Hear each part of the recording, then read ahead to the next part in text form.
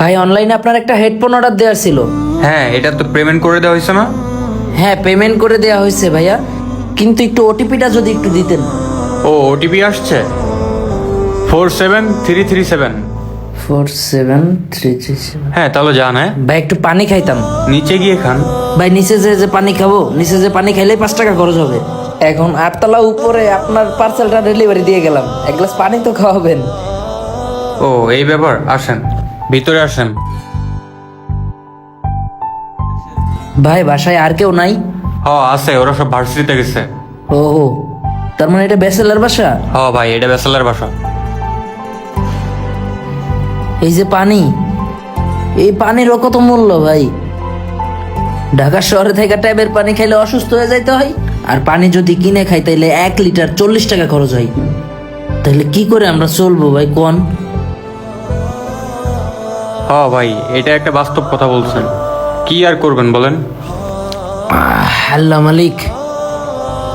ভাইজান তাহলে 4 জন থাকেন? আমরা এই 2 রুমে 4 জন থাকি। কত খরচ হয় প্রতি মাসে? 4 জন থাকি তো ওই এক একজনের দেখা যাচ্ছে 5,000 টাকা করে মোট খরচ পড়ে।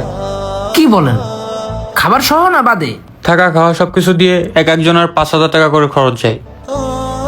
এত সুন্দর বাসায় থাকা খাওয়া সহ 5,000 খরচ?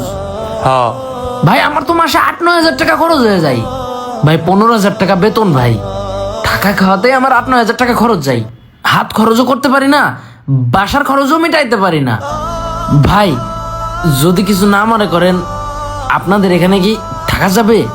রমিয়া কি কথা কন, আসছেন পার্সেল ডেলিভারি দিতে, খাবেন একটু পানি, খাওয়াইলাম পানি, এখন আবার আপনি থাকতে চান? ভাই আপনারা 4 জন থাকেন, 2টা রুম, 2 জন 2 জন করে থাকেন বুঝছি ভাই, কিন্তু এই ডাইনিং এ এক সাইডে জায়গা হলে হইব ভাই।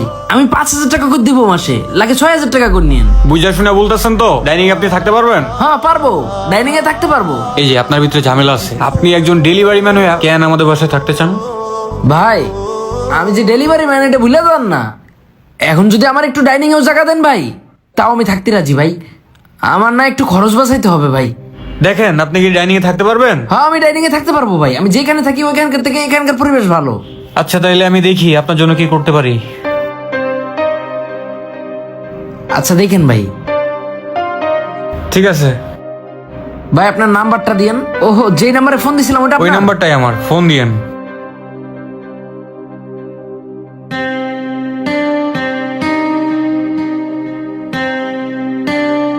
ভাই আমার তো 27 তারিখে ফাইনাল পরীক্ষা, 16 তারিখে ফর্ম ফিল আপের টাকা জমা দেওয়ার কথা।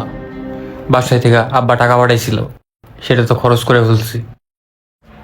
আমারে 5,000 টাকা ধার দিবেন?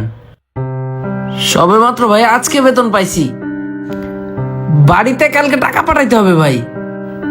আমি আপনারে দিব বলতে পারতেছি না, আবার নাও করতে পারতেছি না ভাই। ভাই আমি কালকে সন্ধ্যার ভিতরে আপনার টাকাটা দিয়ে দেবো। টাকাটা দেন না ভাই। কালকে সন্ধ্যায় দিতে পারবেন? কালকে সন্ধ্যার ভিতরে দিয়ে দিতে পারবো। সজীবের কাছ থেকে টাকা নিয়ে আমি দিয়ে দিতে পারবো।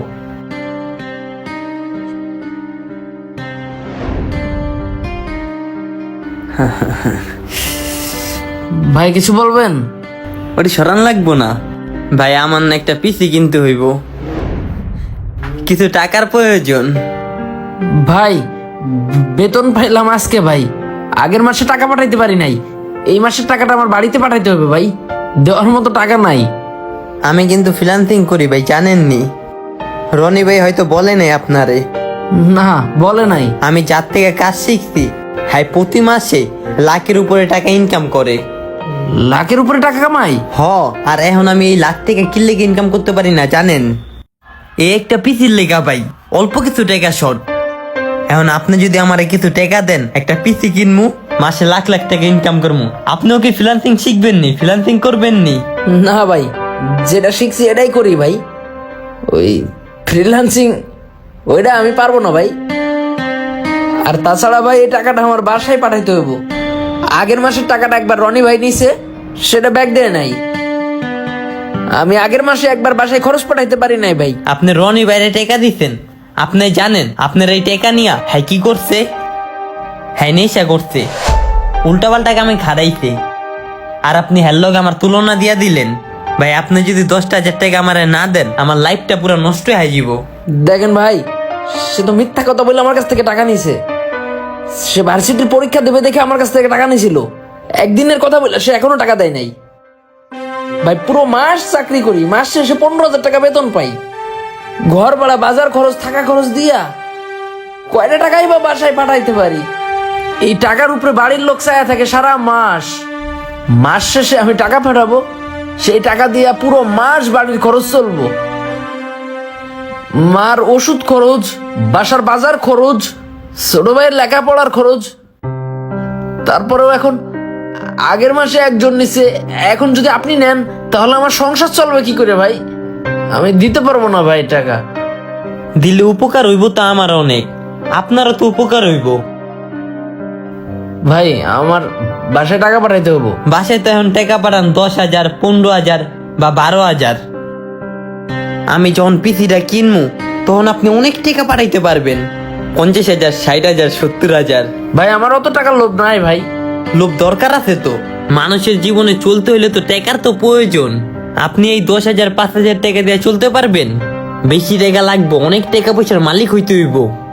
ভাই আমি আপনার দিলে 2 দিনের জন্য দিতে পারি। 2 দিন না, 15 দিন পরে দিয়া দিমু। পিসিটা কেনার পরে প্রথম একটা কাজ করার টাকাটাই আপনার আবার ফেরত দিয়া দিমু। দেখেন লাগলে বাড়াইয়া দিমু 1,000। ভাই বাড়াই দেওয়া লাগবে না আপনার, এখানে 10,000 টাকা আছে। 10 দিন পরেই দিয়েন ভাই আমার। 10 দিনের 2-1 দিন এদিক সেদিক হইব, কিন্তু পায়ে যাবেন। 1,000 বাড়াইয়া দিমু আপনারে, সমস্যা তো নাই। বাড়াই দেওয়া লাগবে না ভাই।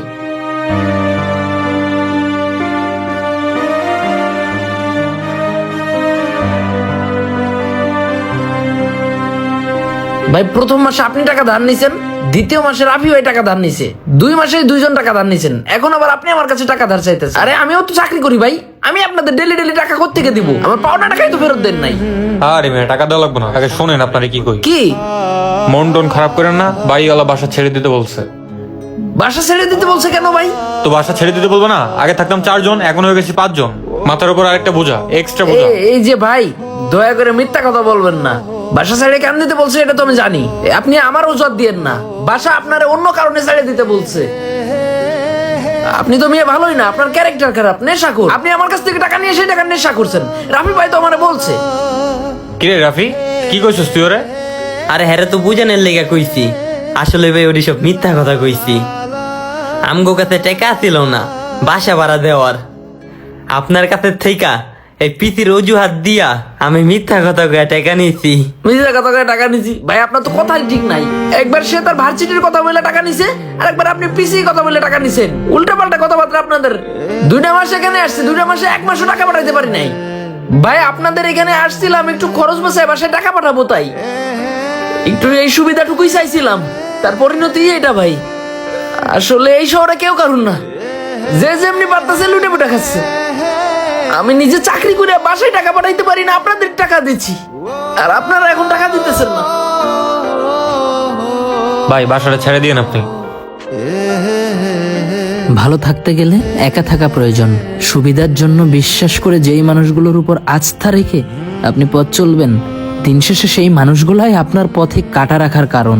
সরলতার সুযোগ নিয়ে অনেক মানুষ আপনাকে ব্যবহার করবে। যে মানুষগুলাকে প্রিয় ভেবে বিশ্বাস করে তাদের বিপদে এগিয়ে যাবেন, সেই মানুষগুলাই আপনাকে ব্যবহার করে বিপদ থেকে উদ্ধার হয়ে আপনাকে দূরে ঠেলে দেবে।